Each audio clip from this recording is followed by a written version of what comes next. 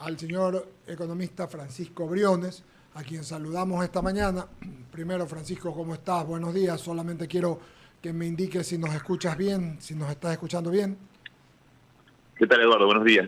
Te escucho un poco bajo, un poco lejano, pero te escucho. Ok, a ver si allí entonces, a ver si allí está mejor. ¿Mejor?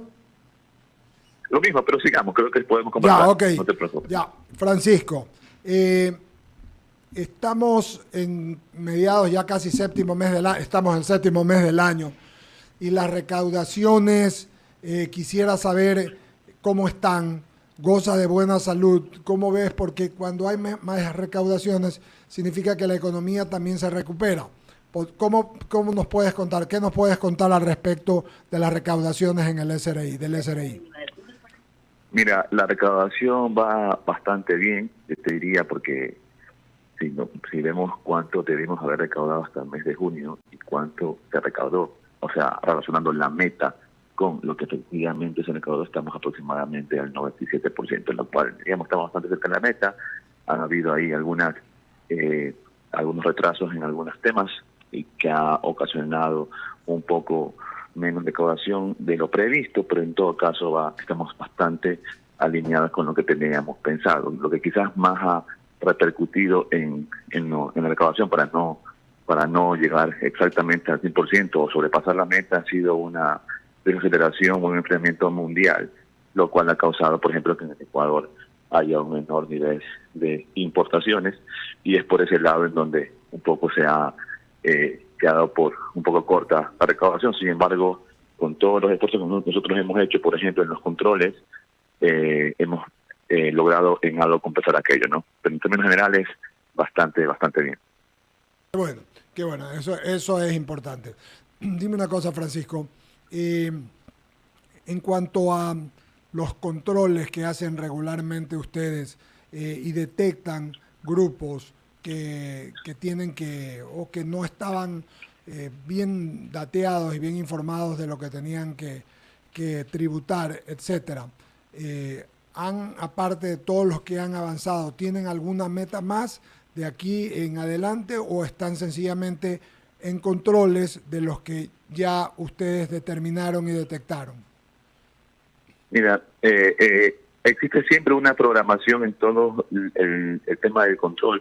Hacemos un plan de control, siempre se lo hace a inicios del año y se va ejecutando en la medida en la cual ha estado programado, ¿no? Nosotros en este año hemos fortalecido los PCR tributarios, por ejemplo, que han estado orientados y enfocados a toda la gente que habiendo el SRI sugerido el año pasado que regularice su situación de activos en el exterior, de que había un régimen para eso, y no lo hizo porque pensaban que estábamos bloqueando o bromeando cuando decíamos que tenemos la información que debería realizarse y que de no hacerlo íbamos a tomar acciones concretas ya. Con base en la ley, pues bien, desde enero de este año hemos estado activando todos esos PCR tributarios que han estado dirigidos sobre todo a todos esos contribuyentes, toda esa gente que son en general grandes contribuyentes, grandes patrimonios, que han tenido diferencias o no han tenido regularizada su situación de activos en el exterior por concepto de impuesto a la renta, por concepto de ISR. Y eso en lo que va del año hemos hecho algunos controles, los cuales hemos recaudado aproximadamente unos 15 millones solamente en esos controles por diferencias. Luego también hemos estado haciendo y activando controles que no habíamos hecho nunca antes a 300 grandes contribuyentes, que también allí esperamos en los próximos meses tener unos resultados de control de recaudación. Y en general, ustedes han visto cómo hemos nosotros activado controles por diversos grupos, por diversos tamaños también de contribuyentes, porque al final del día no solamente controlar a los grandes patrimonios y los grandes contribuyentes, sino también a la informalidad, a los locales que tienen mercadería sin ningún tipo de sustento de la importación o de cómo adquirieron la mercadería, entre otros, con lo cual hemos estado avanzando en el plan de control de este año. Una final de mi parte para pasarle a Ramiro. El tema de las rebajas y las cargas por las cargas familiares y por personas que tienen discapacidad. Lo último que salió en la ley que fue aprobada, el proyecto de ley que terminó aprobando la Corte Constitucional. ¿Qué nos puedes comentar al respecto, Francisco Briones? Mira, que ya en este mes de julio, afortunadamente la Corte aprobó la ley tal cual como la enviamos, incluyendo que la aplicación de la rebaja de impuestos se ejecute a partir de este mismo año y por lo tanto se empezará a aplicar a partir de este mes de julio. Hasta a finales de este mes seguramente ya los trabajadores en reducción de dependencia, que serán los más directamente y los más inmediatamente beneficiados, seguramente ya verán en su rol de pago una reducción en el descuento de impuesto a la renta, lo cual es positivo para ellos, pero para lograrlo, para que eso suceda, es importante que puedan actualizar su proyección de gastos personales en conjunto con sus empleadores. El formulario que está en el sitio web ya está también en conocimiento de todos los empleadores y las empresas para que puedan, en coordinación con sus trabajadores, declarar una nueva proyección de gastos personales y con lo cual seguramente también un menor impuesto. Francisco, ¿qué tal? Buenos días. Y sobre esa respuesta última que le has dado, Eduardo, y aquellas personas que no le hacen retención, que en sus empresas no le hacen, sino que hacen la declaración a final de año, ¿podrán aplicarlas por año fiscal o solo desde que el decreto entró en vigencia por el fallo de la Corte Constitucional? Claro, para esas personas, como se les hacen las retenciones mensuales, y eso no ha cambiado, las retenciones que se suelen hacerse contra factura, que son típicamente 10-8% en general a los profesionales. Sobre eso ahí evidentemente ya se verá el resultado o se verá reflejada la reducción el próximo año cuando hagan en el mes de marzo su declaración de impuesto a la renta y al consolidar toda sus ingresos, sus gastos y vean la renta, seguramente ya al aplicar la tabla y al aplicar también en el caso de que existan gastos personales, seguramente también ya verán allí la reducción del impuesto a la renta. Pero eso será el próximo año, efectivamente. Cuando usted ya no esté. Cuando yo ya no esté. Eso, una canción a bolero me pareció eso. Francisco, otra pregunta. He leído en las noticias, pero prefiero preguntártelo a ti. ¿Cómo es ese control tributario que está haciendo la administración del SRI hacia los candidatos presidenciales o es hacia todos los candidatos que están en papeleta? Mira, nosotros cuando empezó todo el tema electoral extraordinario, creímos que era necesario extender el cumplimiento o la aplicación del PCR. Ustedes saben que desde el año pasado estamos haciendo el PCR tributario, empezamos haciéndolo a políticos, alcaldes, asambleístas, a empresarios, a futbolistas, a un sinnúmero de contribuyentes en el cual detectamos diferencias rápidamente con el cruce de información de nuestro sistema. Y creímos que era necesario extender esto y hacerlo de forma particularizada durante esta época para los candidatos, porque suele pasar de que una persona que busca administrar todos los recursos fiscales del Estado luego no está, digamos, al menos moralmente calificado si es que no ha pagado todos sus impuestos. Por lo tanto, hicimos todos estos cruces de informaciones, le hemos, creo yo, manejado bastante bien, no sin necesidad de hacer eso político, sin necesidad de perjudicar a nadie, simplemente que los ciudadanos sepan y tengan la tranquilidad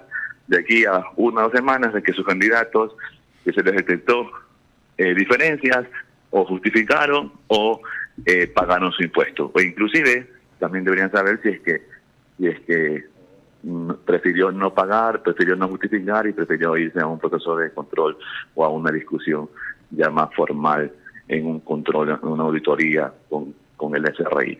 Entonces creemos que la principal obligación ética, cívica, moral de cualquier político es estar al día con todos sus pagos de impuestos y en este caso hemos encontrado diferencias en las declaraciones patrimoniales, diferencias en los ingresos, diferencias en la inconsistencia entre lo que se mueve en las cuentas bancarias y lo que se declara, y todo eso tiene que ser regularizado, transparentado.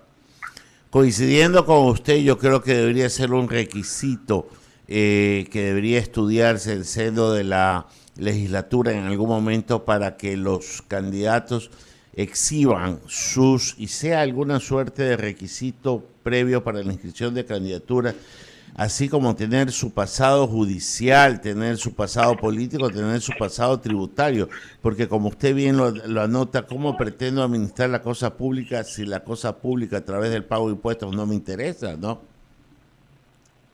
De acuerdo, eso ya será una decisión y un debate que se tendrá que tomar, o digamos, que tendrá que hacer el país en su debido tiempo, pero al menos por nuestro lado, si bien es verdad que en el caso de que se encuentre que no hubo justificación y que el candidato no quiera ponerse al día con los impuestos, y si bien eso no tiene ninguna consecuencia electoral de ningún tipo, al menos que haya una conciencia o un juicio social, digamos, un juicio de la ciudadanía sobre el tema, ¿no? Francisco, y en otro tema, pero que tienen que ver con el ámbito electoral, las campañas electorales a través de sus directores, tesoreros, tienen que sacar un RUT para administrar sus recursos, ¿verdad? Y tienen que estar sujetos a un control tributario, ¿no? De acuerdo, siempre tienen que sacar el RUT para poder registrar adecuadamente todos los gastos, y en ese sentido nosotros hemos sido bastante colaborativos, como siempre, ¿no? Siempre históricamente el SRI ha sido bien colaborativo en todos los procesos electorales para otorgar con facilidad y con prontitud tanto el inicio como el cierre del RUT que administran los recursos de las elecciones.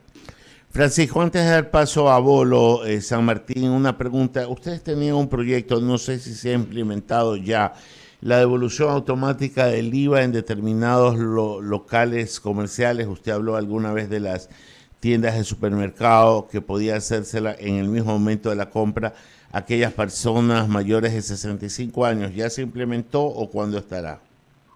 Eso está implementado.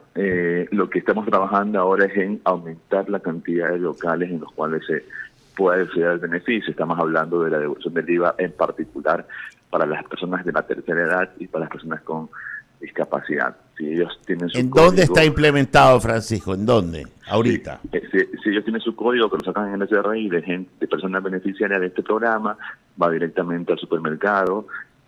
Tenemos tiendas por ejemplo, Supermaxi, toda la cadena Supermaxi está afiliada a esto.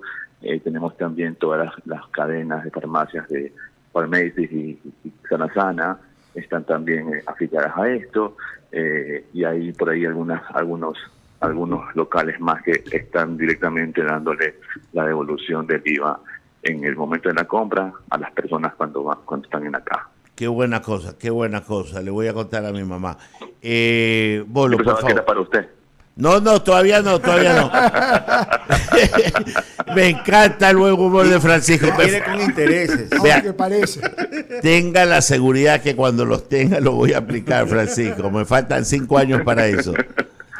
Le paso a Enrique San Martín. Gracias, Ramiro. Francisco, mira, te traslado esta pregunta de un oyente, el economista Antonio Abad.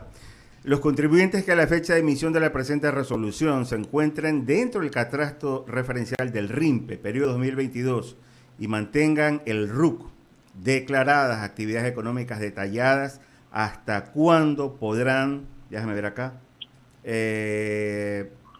hasta cuándo tienen ellos el plazo para hacer su declaración? A ver, no entendí muy bien cuál es la consulta, sinceramente. No sé si te refieres a la declaración del impuesto de la renta anual del exactamente, del régimen RIMPE. Uh-huh. Bueno, eso ya pasó. Yeah. En la ley para el año 2020, la declaración del impuesto de la renta del año 2022 se estableció que el plazo para pagar el RIMPE era hasta el mes de marzo. Y luego nosotros lo extendimos un poco, en algunos casos, hasta el mes de abril. Pero esa fecha ya pasó. Uh-huh. Sin embargo, una de las reformas que nosotros hicimos en la ley de fortalecimiento familiar, y que quizás no se ha discutido mucho porque digamos es más formal, es que todos los RIMPE en primer lugar tengan plazo para pagar en cualquier momento entre el 1 de enero y el 30 de junio de todos los años, es decir, 6 meses para poder hacer la declaración de RIMPE. De tal forma que le damos mucha más tranquilidad, mucha más holgura y facilidad. Y también otra cambio importante es que para el régimen RIMPE fue que todas las operaciones que realicen ellos están grabadas con IVA 0%, también para facilitarles la vida, tanto en las operaciones de IVA como de ICE, y por último que para facilitarles las declaraciones de impuestos para aquellos que tienen varias actividades, uh-huh, si tienen una de esas actividades dentro de su RUC que no está sujeta al RINPE porque, digamos, está digamos, prohibida de estar bajo el régimen RINPE, entonces se va con todas sus actividades directamente al régimen general para darle facilidades en la declaración de impuesto en la renta. Francisco, y en tu experiencia, ¿no has visto que de pronto, no digo a ver por desconocimiento, eso no es malo, pero tal vez un poco confundidos, mezclan estos temas, ¿no? Del RINPE y otros más?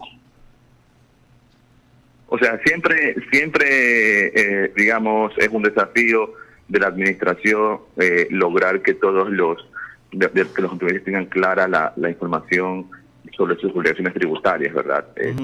Y por eso es que nosotros también estamos siempre haciendo varios esfuerzos comunicacionales sobre estos asuntos, con capacitaciones a través de las redes sociales, y también en el pasado inauguramos nuestra escuela digital de servicio de rentas internas en YouTube, donde hacemos todos los meses, ponemos tutoriales de cómo hacer el cumplimiento de todas las obligaciones tributarias, ¿no? Entonces, te los recomiendo, son bastante buenos y están enfocados no a temas, digamos, complejos y que lo tienen contribuyentes que pueden pagar un asesor, ¿no? Sino que están orientados a los temas precisamente básicos del aspecto tributario y que son típicamente la masividad de los contribuyentes, temas de cómo hacer una declaración, de cómo subir un formulario, de cómo sacar un RUC, de cómo sacar mi clave, de cómo sacar el beneficio de la devolución del IVA a las personas de la tercera edad con discapacidad, entre otros, ¿no? Entonces, si ustedes entran a nuestro canal de YouTube, van a ver ahí una serie de tutoriales bastante positivos, bastante buenos y que ayudan a despejar algunas dudas.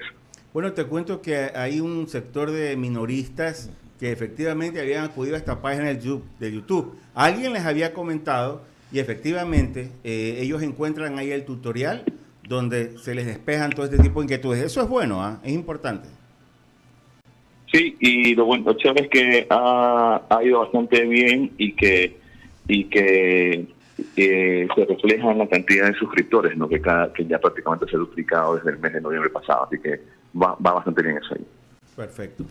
Agradecerte, mi querido Francisco, tu amabilidad y gentileza. El director del SRI, Francisco Briones, seguiremos conversando. Un abrazo, que tengas buen viernes. Muchas gracias. Gracias a ustedes, buen día a todos. Chao. Perfecto, 8:33, Ramiro Bolo. Abrimos el espacio en las menciones publicitarias para decir